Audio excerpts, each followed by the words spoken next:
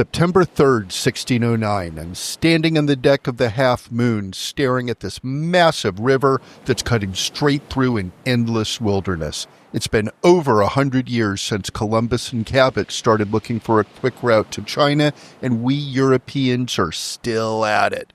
Problem is, my crew is sketchy about how far inland we've been sailing, and I'm pretty sure this river isn't going to magically turn into the Pacific Ocean. But hey, that island at the mouth of the river looks kind of cool, right? My name is Henry Hudson, and this is the AP U.S. History My Story podcast.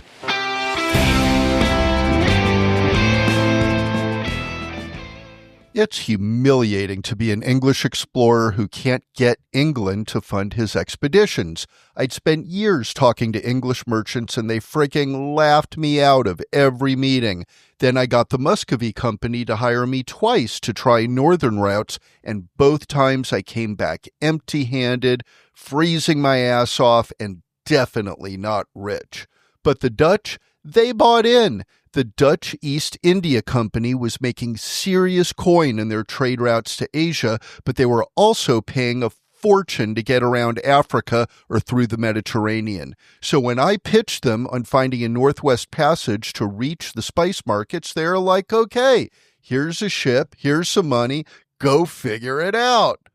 The Half Moon wasn't giving luxury cruise vibes. She was about 80 feet long, built more for coastal trading than ocean exploration, but she was all I had, and with a mixed crew of Dutch and English sailors who didn't understand each other's language.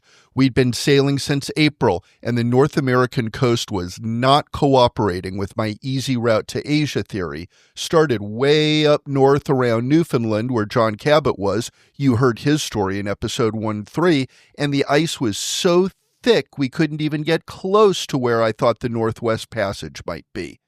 So we sailed south, and more south. Hit the Chesapeake Bay, poked around the Delaware Bay, and I was starting to think maybe this whole continent was one giant obstacle between me and the silk trade.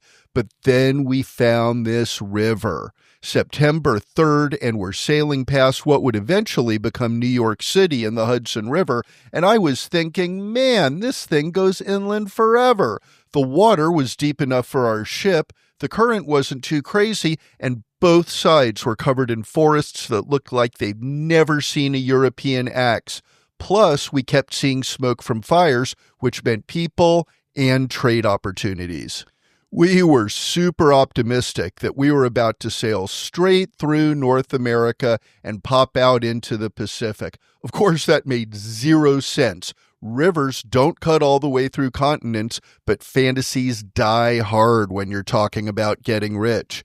The further north we went, the shallower the river got, until finally we were stuck near what's now Albany, and it was obvious this wasn't going to connect to any ocean and that my Northwest Passage dreams were officially dead. The thing about European colonization in the early 1600s is that every country was trying different strategies, and most of them were just making it up as they went along. Spain hit the jackpot with all that gold and silver from South America, and everyone else was just trying to keep up. England was focused on permanent settlement, which you'll see with Jamestown getting established just 2 years before my voyage. France was all about the fur trade and missionary work, sending explorers deep into the continent to trade with Native Americans. But the Dutch, they wanted trading posts, not colonies. They couldn't care less about converting souls or claiming massive territories. So even though I didn't make it to China, my discovery of this river system gave the Dutch exactly what they needed to compete.